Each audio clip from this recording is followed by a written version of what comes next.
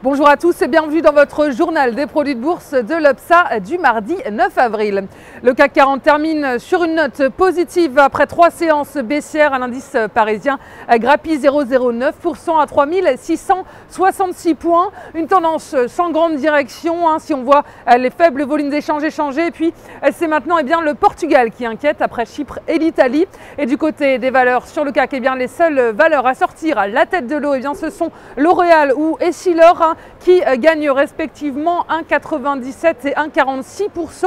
Et outre-Atlantique, Wall Street termine finalement dans le vert après avoir hésité une bonne partie de la séance. La place new-yorkaise a d'abord ouvert en baisse, toujours sous le coup des mauvaises performances de la semaine précédente, et elle est également inquiète de la rentabilité des entreprises américaines. Un changement de direction ensuite dans l'après-midi. Les marchés américains ont repris confiance à l'approche du coup d'envoi de la saison des résultats des entreprises américaines. Et comme chaque année, le géant de l'aluminium américain Alcoa était le premier à dévoiler après bourse ses performances sur le premier trimestre 2013. Il affiche un bénéfice net meilleur que prévu, en hausse de 59% à 149 millions de dollars. Et les opérateurs attendaient l'ouverture des résultats d'entreprise pour prendre position.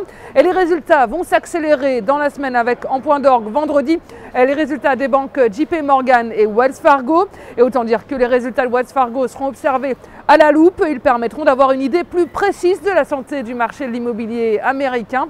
Et parmi les valeurs en vue aux États-Unis, on retiendra le bond du groupe de services pétroliers Lufkin après l'annonce de son rachat par General Electric pour plus de 3 milliards de dollars. Et l'avionneur Boeing à moins 0,12% attend toujours le feu vert des autorités américaines pour décoller. À noter, son concurrent Airbus aurait annoncé une grosse commande de la part d'IAG qui détient notamment British Airways et Iberia.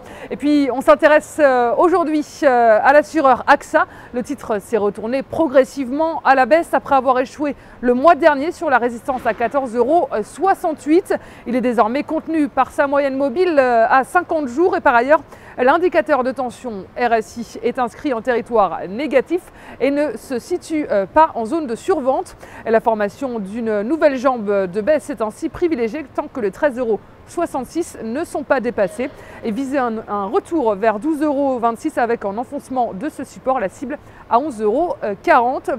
Et la stratégie qui vous est proposée pour jouer cette valeur, c'est l'achat du warrant put AXA à 4617 T d'Unicredit au prix d'exercice de 13 € et d'échéance au 6 décembre 2013.